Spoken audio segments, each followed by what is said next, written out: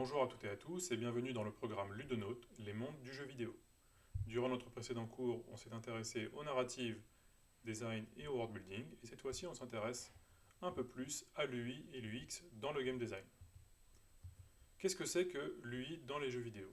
Donc, pour rappel, UI ça vient de l'anglais User Interface, donc interface utilisateur, c'est l'ensemble des éléments visuels qui permettent aux joueurs d'interagir avec le jeu, les menus, les icônes, le HUD. Quel rôle pour l'UI? C'est transmettre des informations cruciales aux joueurs sans briser l'immersion, par exemple son niveau de santé, les objectifs, l'inventaire. Il y a différentes formes par rapport aux UI. Il y a des UI de type diégétique, non diégétique, spatial et méta. On en reparlera par la suite. En termes d'importance, une bonne UI améliore l'expérience du joueur, une mauvaise peut frustrer et nuire à la jouabilité. Je rappelle que notre Graal à nous en tant que game designer reste l'immersion. Quels sont les rôles principaux de l'UI? En termes de communication, on doit transmettre des informations essentielles, la santé, les cartes et la progression. On va avoir en tête le HUD d'un FPS comme Call of Duty. Il faut qu'il y ait une certaine forme de lisibilité, donc s'assurer que les informations soient claires et visibles même dans des situations complexes. Donc on va s'inspirer des règles principales de l'UI, donc on va raisonner en termes de taille des polices, de contraste, d'espace négatif. Et en termes d'immersion, faire en sorte que l'UI s'intègre dans l'univers du jeu. On peut penser à l'UI diégétique de Dead Space. En termes de typographie de lisibilité, choisir évidemment la bonne police, plutôt des sans-sérifs pour la clarté, de type Arial ou Helvetica, avoir des polices thématiques pour renforcer l'identité du jeu, que ce soit médiéval ou futuriste, mais attention à éviter d'utiliser des polices trop complexes ou peu lisibles pour les textes importants. Raisonner en termes de hiérarchie typographique, donc sur les titres, quand la taille est plus grande, souvent en gras pour attirer l'attention, les sous-titres, taille intermédiaire pour structurer l'information, et le texte de corps, qui a une taille modérée, avec un espacement suffisant pour la lisibilité.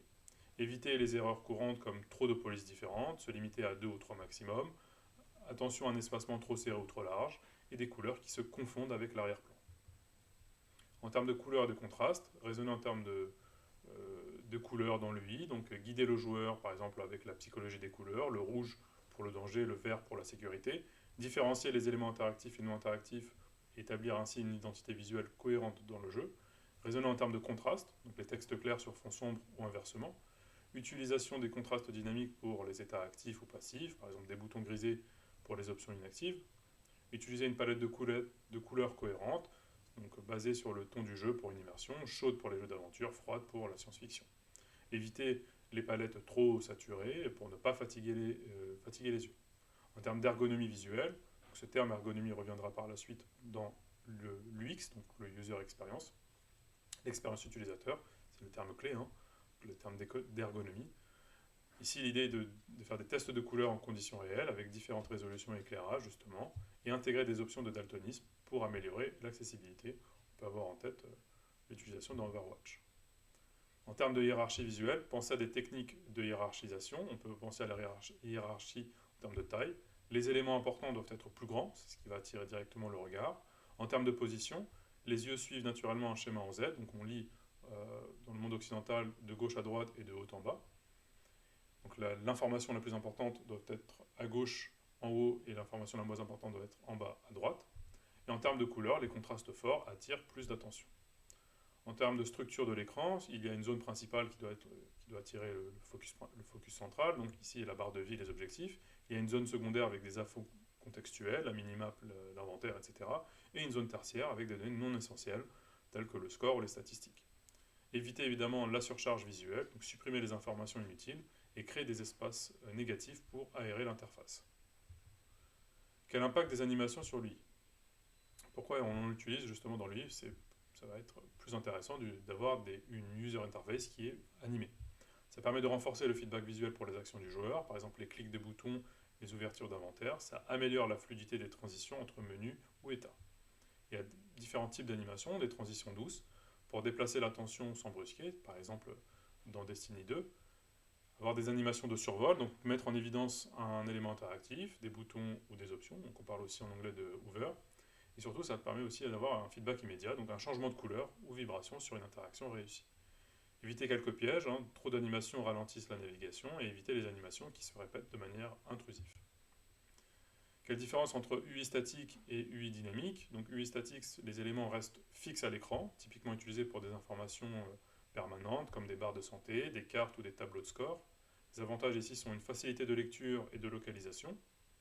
C'est approprié pour des jeux nécessitant des données constantes, de type MOBA ou des jeux de stratégie en temps réel. Les inconvénients, c'est que ça peut occuper trop d'espace et gêner la vue. Pour une UI dynamique, les éléments apparaissent ou disparaissent selon le contexte ou les actions du joueur. C'est approprié pour des jeux immersifs ou à forte composante narrative, par exemple pour les FPS comme Doom, où les informations apparaissent selon les besoins.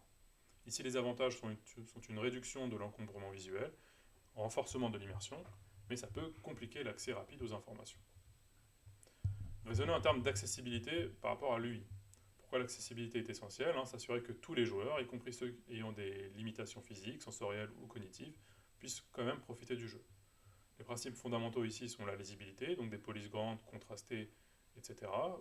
Une simplicité, éviter les interfaces complexes et encombrées, et éviter la dépendance à une seule modalité, donc un couplage de visuels avec des sons et des vibrations. Exemple d'options d'accessibilité courante, des modes pour les daltoniens qu'on peut voir dans Fortnite et Overwatch, un ajustement de la taille de texte pour Assassin's Creed, on peut le voir dans Assassin's Creed Odyssey, dans tous les Assassin's Creed, et un substitut pour les commandes complexes, par exemple un remappage des touches. Dans l'industrie, on peut penser à The Last of Us partie 2, une référence en accessibilité avec des sous-titres personnalisables, des aides auditives et des options pour les malvoyants. Dans Céleste, on a un mode d'assistance qui permet d'ajuster la difficulté pour convenir ici à tout type de joueur. On a parlé tout à l'heure de 4 types d'UI. Donc il y a d'abord l'UI diégétique, l'UI non diégétique, l'UI spatiale et l'UI méta. On va s'intéresser à ces 4 grands types d'UI. Donc l'UI diégétique, rapide définition, ça fait partie intégrante du monde du jeu, c'est visible et utilisable par les personnages. L'UI non diégétique, c'est une information ajoutée en superposition, c'est visible uniquement par le joueur. L'UI spatial, ce sont des éléments intégrés dans l'espace 3D du jeu sans interaction directe avec le monde. Et l'UI méta, ça représente des états internes ou abstraits du joueur liés à son expérience. Donc, pour rappel aussi, diégétique et non diégétique, c'est utilisé dans le monde du cinéma. Quand on parle de musique diégétique pour un film, c'est-à-dire que c'est une musique qui est écoutée par le personnage. Elle existe dans le monde du personnage. Une musique non diégétique, c'est un habillage artistique pour habiller une scène. Donc on retrouve ces termes, que ce soit dans le monde du cinéma ou dans le monde du jeu vidéo. On peut se poser aussi différentes questions pour savoir quel type d'UI je vais pouvoir utiliser. Donc, est-ce que l'UI est-elle dans l'espace du jeu? Oui ou non? Si c'est non diégétique si elle est dans l'histoire du jeu. C'est oui si elle est à la fois dans l'espace du jeu, mais elle n'est pas dans l'histoire. Pareil pour méta et diégétique. Donc l'UI diégétique, c'est intégré dans l'univers du jeu, souvent à travers des objets ou des écrans en jeu. On peut les voir comme dans l'utilisation de moniteurs ou d'hologrammes dans le jeu. Ce sont des indicateurs directement portés par le personnage, des montres, des lunettes, etc. Ça permet de renforcer l'immersion, évidemment, parce que c'est directement intégré dans l'univers du jeu, et ça réduit l'encombrement visuel. Ça peut être, par contre, moins visible ou intuitif pour certains joueurs. On peut le voir sur la droite, donc diégétique. Donc est-ce que c'est dans l'histoire du jeu? Oui. Est-ce que c'est dans l'espace du jeu? Oui. Donc c'est ici utilisé par exemple dans une UI futuriste superposée, avec une UI avancée, souvent à l'intérieur d'un casque, qui fournit des statistiques vitales et des informations à l'avatar du joueur. On peut penser un peu, si vous avez en tête Iron Man, comment il voit l'information avec son HUD justement. Ça peut être des gadgets en jeu, donc des gadgets contenant des indices importants pour l'avatar du joueur. Et en termes de limitation physique, c'est justement quand l'avatar du joueur est physiquement limité après avoir subi des dégâts. Un exemple ici intéressant du diégétique, c'est dans Dead Space. Dans Dead Space, justement, c'est une référence. On a une barre de santé qui est intégrée sur la colonne vertébrale, comme on peut le voir sur la première image, enfin, même sur toutes les images. On a un indicateur de munitions qui est affiché directement sur l'arme. Ici, aucune interface traditionnelle à l'écran, ça intensifie l'immersion et l'angoisse. Vous voyez que c'est un exemple très intéressant. Sur chacune image, on voit la réticule, le nombre de munitions restant, l'état de stase et la barre de progression de santé. Vous voyez que même sur l'image en haut à droite, on a la minimap qui est une projection holographique de la map, donc qui est intégrée à la fois dans l'espace du jeu et dans l'histoire du jeu. En termes d'union non diégétique, c'est présenté comme une surcouche visible uniquement par le joueur, donc c'est que le joueur qui en a conscience, ce n'est pas dans l'histoire du jeu. On peut avoir en tête assez traditionnel donc les barres de santé, la munition, les cartes sur l'écran. ou les menus et les HUD classiques. En termes d'avantages, c'est que c'est clair et rapide d'accès aux informations, c'est facile à adapter pour de nombreux genres de jeux. Par contre, ça peut évidemment rompre l'immersion si c'est mal utilisé. Sur l'image de droite, on a une définition plus complète avec des exemples. Donc on l'a dit, hein, donc non diégétique, ce n'est ni dans l'histoire du jeu, ni dans l'espace du jeu. On peut utiliser par exemple des menus circulaires, on va y revenir par la suite, qui permettent aux joueurs de parcourir des ressources ou des actions. On a aussi la jauge de vie, hein, c'est assez classique, la jauge qui montre combien de vie il reste à l'avatar du joueur, et des cartes de niveau, des minimaps, justement, avec des cartes à petite échelle qui montrent la disposition complète d'un niveau. Une UI non diégétique assez efficace, on peut penser à Overwatch. Pourquoi c'est très bien fait? Parce que c'est une interface qui est épurée, organisée en couches distinctes. Il y a des informations critiques comme la santé ou les compétences qui sont tout le temps visibles. Il y a une iconographie utilisée et des couleurs universelles pour une meilleure lisibilité. Ici, les leçons à retenir, c'est prioriser les informations essentielles sans encombrer l'écran. En termes d'UI spatial, c'est ajouté dans l'espace 3D donc de l'univers du jeu. C'est visible par le joueur, mais non interactable avec les personnages. Les exemples sont des flèches flottantes indiquant des objectifs, des points d'intérêt sur un horizon distant.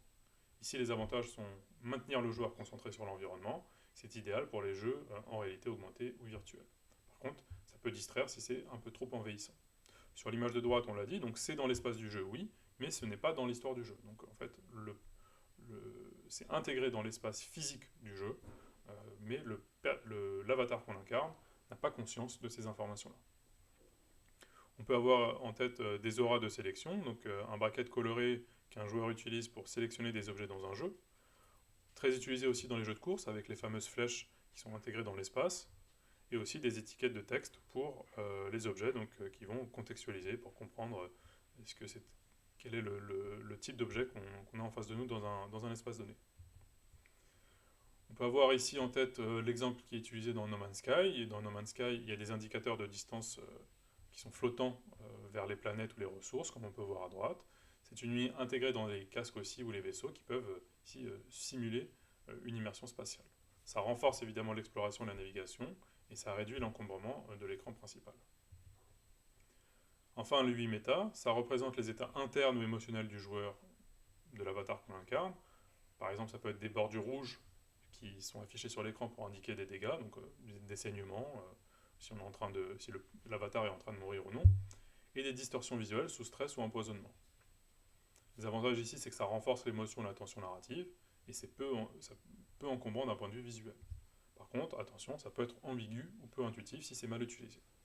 Sur l'image de droite, donc on l'a dit, c'est bien dans l'histoire du jeu, ça reflète l'état émotionnel du personnage, mais ce n'est pas dans l'espace du jeu, c'est une surcouche sur l'écran lui-même. On peut avoir en tête les filtres de couleurs sur les champs de vision, donc c'est des filtres couleurs qui envahissent le champ de vision du joueur et qui indiquent un changement dans les ressources, la santé ou le scénario, on l'a dit, donc des saignements, un empoisonnement, etc. Ça peut être des effets de salissure, des éléments comme du sang, de la saleté et du verre, du verre fissuré justement si on est dans un état cassé, le personnage est dans un état cassé, brisé, mais n'existe que sur un plan 2D, hein, ou du texte défilant, donc des dialogues parlés qui défilent horizontalement à travers l'écran. On peut avoir en tête Hellblade Senua's Sacrifice, donc il y a des distorsions visuelles et auditives pour représenter la psychose du personnage, un feedback minimaliste mais riche pour une application émotionnelle. En termes d'impact, c'est un UI au service de la narration et de l'immersion. Donc ici, c'est un rappel avec les avantages et les inconvénients et quel genre de jeu adapter. Donc, pour rappel, donc le type diégétique, lui, fait partie intégrante du monde du jeu visible et utilisable par les personnages. En termes d'avantages, c'est une immersion accrue, c'est esthétiquement intégré à l'univers du jeu. Par contre, il peut y avoir une lisibilité limitée, une complexité technique. Donc c'est adapté aux jeux de type survie, horreur ou RPG narratif. Le non diégétique, lui, est séparé de l'univers du jeu et superposé à l'écran. Permet une clarté, une rapidité d'accès. C'est moins immersif et encombrant. Ça peut être très sympa pour tout ce qui est jeu compétitif. On a besoin d'une forte réactivité, donc les FPS, les MOBA et les jeux de stratégie. Pour l'UI spatial, lui est intégré dans l'espace 3D du jeu, mais n'est pas diégétique. Ça maintient l'attention dans l'espace 3D, peut distraire par contre et nécessite une balance, un équilibrage fin. pour les jeux de type VR/AR, exploration spatiale, simulation ou course. Pour les jeux de type méta, l'UI reflète l'état du joueur, le stress, la santé mentale, etc., sans être directement visible par le personnage. En termes d'avantages, ça présente un avantage émotionnel et ça enrichit l'expérience. Par contre, si c'est mal utilisé, ça peut être ambigu pour certains joueurs. Donc, on peut avoir en tête les jeux narratifs qui sont les jeux indés ou psychologiques. Quelques applications pratiques des règles du I. Tout d'abord, la gestion des icônes. Pourquoi les icônes sont essentielles? Les icônes remplacent des textes longs et doivent transmettre une information en une fraction de seconde. Les règles clés sont des formes simples et reconnaissables, une cohérence dans le style graphique, une taille suffisante pour la visibilité sans encombrer l'écran, et une différenciation visuelle claire, les couleurs, les contours, etc., pour éviter la confusion. Les icônes de compétences dans le jeu League of Legends, justement, comme on peut le voir sur la droite, sont très efficaces parce qu'ils montrent aussi visuellement les effets des attaques. Donc, vous voyez que c'est très clair en termes d'utilisation de l'attaque. On a une simulation de l'attaque elle-même à travers l'image. Sur les types de cartes, il y a la carte principale qui offre une vue globale dans l'univers du jeu. C'est idéal pour la planification stratégique et les quêtes principales.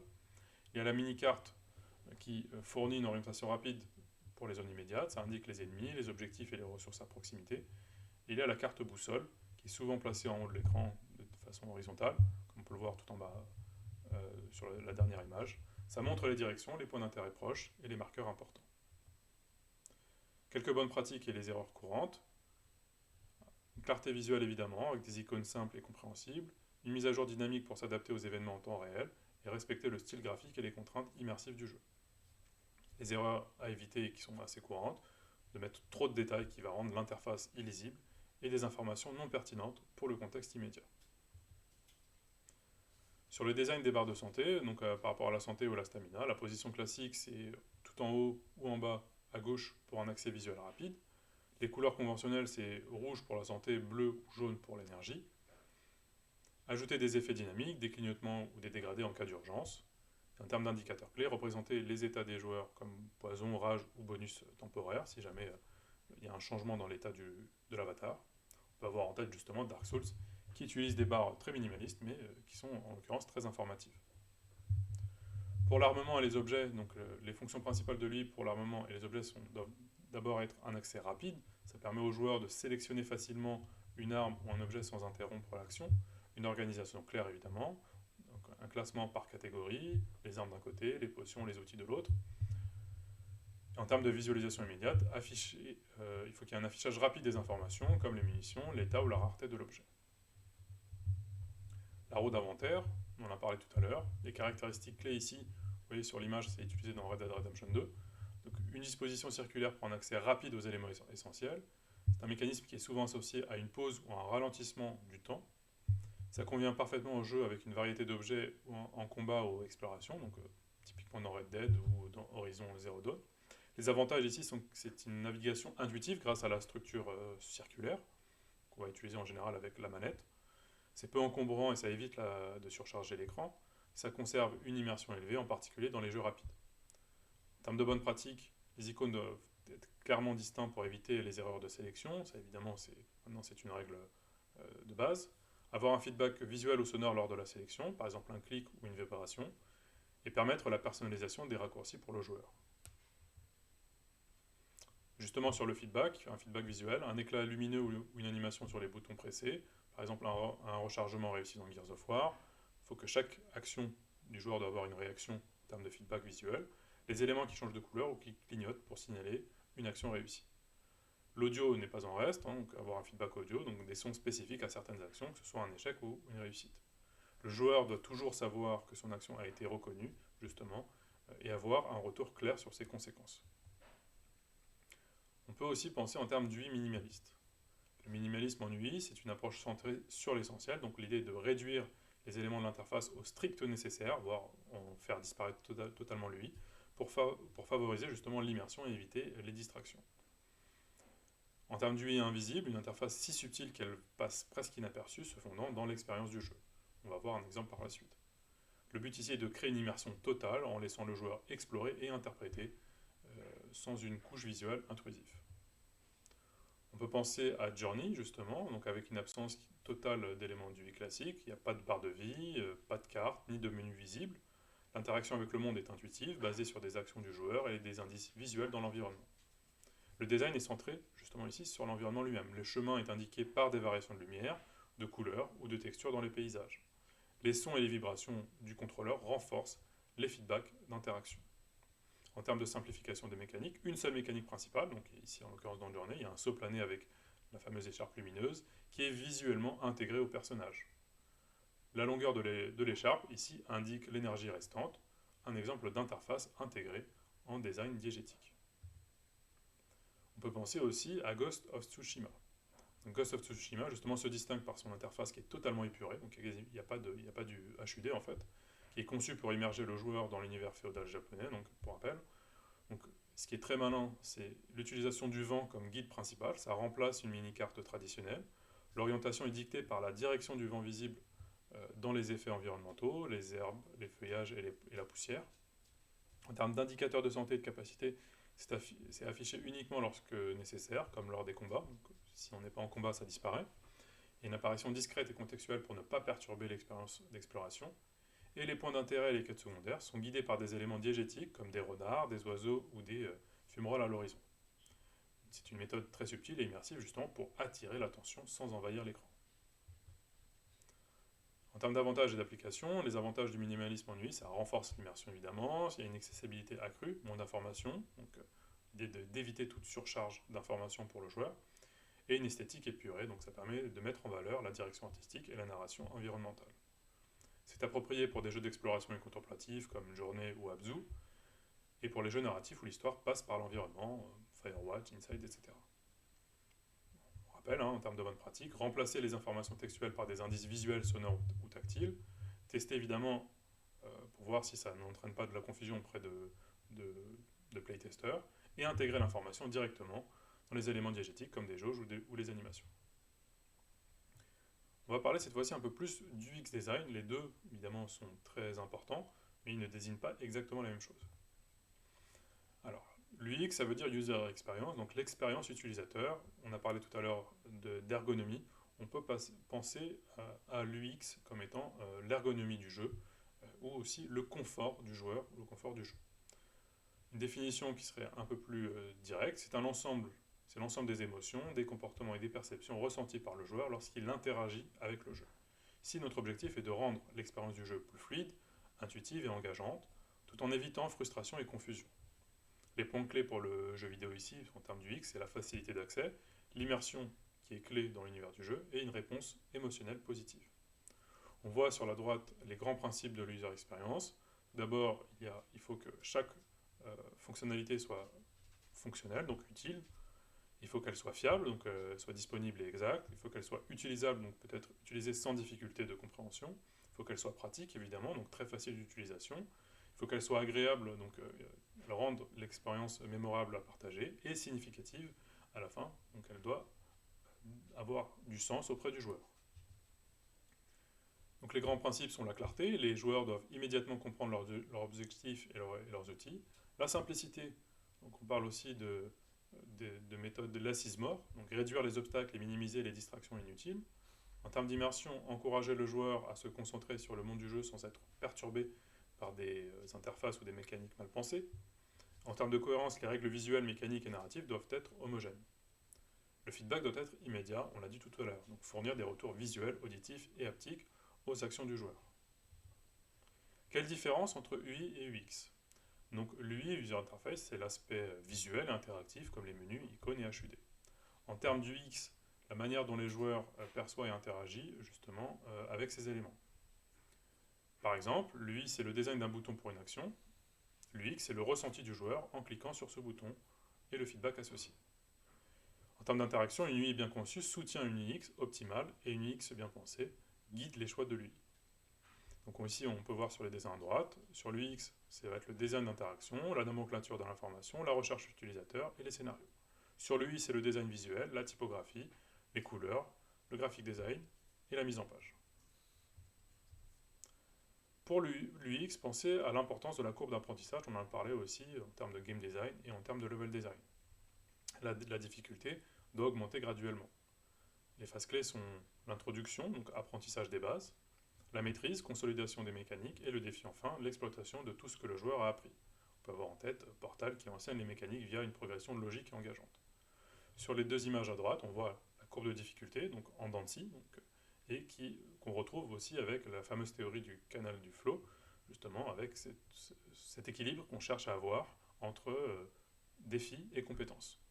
L'idée étant de ne pas avoir des challenges qui sont directement très forts, parce que sinon ça va créer de l'anxiété, ou des défis qui sont très faibles, qui vont créer au bout d'un moment de l'ennui.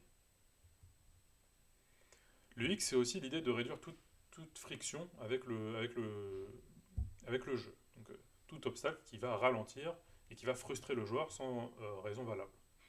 Quelques exemples courants de friction, des menus trop complexes, qui peuvent être illisibles et donc une surcharge d'informations, un temps de chargement excessif, des actions mal mappées sur les commandes. Quelques solutions UX, ici, ça va être de simplifier les interactions, minimiser les interruptions et offrir des alternatives, par exemple des voyages rapides, qui est une option pour les open world. Créer une boucle de feedback positive. Donc une boucle de feedback, c'est une récompense pour encourager une action ou un comportement souhaité. Les types de feedback, on en a parlé, donc ça peut être visuel, des explosions, des lumières ou autres, auditif, des sons ou des musiques, et haptique, utiliser par exemple les vibrations de la manette. Raisonner aussi en termes de conception basée sur la psychologie cognitive, parce que l'UX est basé sur la psychologie cognitive des gens en général, et en plus particulièrement des joueurs. Les principes cognitifs appliqués sont, en termes de mémoire, limiter la surcharge d'informations à retenir. Tout humain peut être au bout d'un moment surchargé d'informations, donc ça va créer de la confusion. En termes d'attention, focaliser le joueur sur l'essentiel. Et en termes de motivation, encourager à travers des objectifs clairs et atteignables. Les tests utilisateurs sont fondamentaux, donc c'est le lien avec le QA. Donc tester tôt et souvent, identifier les problèmes avant qu'ils ne s'aggravent. Les méthodes courantes qu'on va utiliser, c'est des tests AB. Donc test AB, c'est on a une fonctionnalité A et une autre fonctionnalité B. On fait tester par deux cohortes de joueurs et on regarde si laquelle solution est la plus pratique et la plus aimée par les joueurs. On va utiliser des sessions de playtest aussi, observer les comportements des joueurs et recueillir des questionnaires et le ressenti des joueurs. Quelques principes du X un peu plus en profondeur. Tout d'abord, on a dit accessibilité, donc permettre à un large éventail de joueurs de profiter du jeu, quelle que soit leur situation. Les exemples spécifiques, c'est des options de sous-titres pour les dialogues, un mode daltonien ou un réglage pour les malvoyants, avoir des paramètres adaptatifs pour les commandes, donc une modification de touches, des commandes simplifiées, et des difficultés ajustables, c'est très important, soit un mode détente, soit un mode hardcore en fonction du type du joueur. En termes de simplicité, rendre les mécaniques de gameplay et les interfaces compréhensibles rapidement, il faut que ça devienne très intuitif pour comprendre une mécanique. Réduire le nombre d'actions nécessaires pour accomplir une tâche, introduire les mécaniques progressivement avec un pacing, on a parlé de rythme, maîtrisé à travers les tutoriels, et une interface épurée dans les moments critiques, les combats et ce qui va être exploration. En termes de cohérence, l'idée étant favoriser l'immersion en harmonisant l'UX avec la narration et le design visuel. Quelques exemples, les boutons et les icônes respectant l'univers du jeu, médiéval ou futuriste, les commandes et les menus cohérents tout au long du jeu, et des transitions fluides entre gameplay et cinématique. En termes de feedback, vous avez compris maintenant, c'est essentiel, les joueurs doivent comprendre les conséquences de leur action, donc des effets visuels et sonores pour valider les actions, par exemple dans les headshots dans Call of Duty, la récolte des ressources, des indicateurs d'état clair, les barres de santé, stamina et mana, et des retours sur les réussites et les échecs dans les quêtes. En termes d'anticipation, le design doit guider le joueur sans le forcer, ça c'est très important. Donc, par exemple, avoir une indication subtile pour diriger l'attention, donc les chemins lumineux dans The Last of Us, une réduction des erreurs possibles, donc empêcher une chute non voulue, et des tutoriels interactifs et des aides optionnelles. Réduire la surcharge cognitive, donc éviter de surcharger le joueur avec trop d'informations à la fois, donc avec des interfaces, pourquoi pas désactivables, avec un HUD minimaliste, une quête principale et secondaire séparées dans des onglets clairs, des informations dynamiques qui apparaissent uniquement quand nécessaire, par exemple des indicateurs de danger. En termes de flexibilité et de personnalisation, chaque joueur a sa manière d'aborder le jeu, donc on peut personnaliser son HUD, la taille, la position des éléments, avoir des raccourcis pour les commandes fréquentes, donc avec des raccourcis d'objets par exemple dans les jeux de Breath of the Wild par exemple, et des choix entre différents modes de contrôle, que ce soit manette ou clavier souris. En termes d'immersion émotionnelle, une UX bien pensées renforcent l'attachement émotionnel au jeu. Par exemple, on va utiliser les vibrations et les sons immersifs pour des moments intenses, explosions, impact, une ambiance sonore et visuelle cohérente avec les émotions du scénario, et une interface qui disparaît dans les moments critiques pour laisser place à l'action. En termes de UX design appliqué, on peut raisonner en termes de structuration des niveaux. L'idée ici est d'utiliser des éléments visuels et environnementaux pour guider sans frustrer. Par exemple, dans Breath of the Wild, on a des points de repère naturels. Ici, donc, vous voyez qu'on va utiliser cette fois-ci de l'UX design à travers le level design, où on voit sur l'image de droite une forme distinctive, une montagne distinctive qui permet d'attirer l'attention du joueur de façon discrète. Ou par exemple, Uncharted qui guide subtilement avec des chemins lumineux ou des couleurs. Les tutoriels sont fondamentaux pour comprendre une nouvelle mécanique de gameplay. L'idée est d'introduire les mécaniques du jeu sans interférer avec l'immersion. Dans Mario Bros, par exemple, le premier niveau est conçu pour apprendre les bases sans texte, et dans Portal, comme on voit sur la droite, le gameplay enseigne les mécaniques en temps réel grâce à des puzzles progressifs. Avoir un système de récompense et des motivations intrinsèques, par exemple les types de récompenses intrinsèques, c'est satisfaire la curiosité et l'exploration, et des récompenses extrinsèques, c'est avoir un système de loot, d'XP ou de trophées. Dans Céleste, par exemple, l'exploration gratifiante pour découvrir l'histoire, comme on voit sur la droite, et dans Destiny 2, le loot system qui est basé sur la rareté, qui peut ici motiver le joueur. Pour les mondes ouverts, le défi sur le monde ouvert, c'est de ne pas perdre le joueur dans un espace qui est immense, quelques solutions, une carte claire et zoomable, par exemple dans Witcher 3, et des marqueurs dynamiques qui s'adaptent au contexte, pourquoi pas, on peut avoir en tête Red Dead Redemption 2. Les checkpoints et les points de sauvegarde sont essentiels parce que la perte de progression sont une cause majeure de frustration. Les meilleures pratiques, on en a parlé aussi dans un cours précédent, d'avoir des sauvegardes automatiques fréquentes, par exemple dans Dark Souls, ou des points de sauvegarde manuels dans des zones sûres, et un système de checkpoint. En termes d'UX et de rejouabilité, il y a des stratégies, c'est d'utiliser un mode New Game Plus avec des défis supplémentaires, des récompenses liées à des choix différents, par exemple dans The Witcher 3, et proposer du contenu nouveau et des variations. Voilà, ce cours est terminé et je vous dis à tout de suite pour un nouveau cours.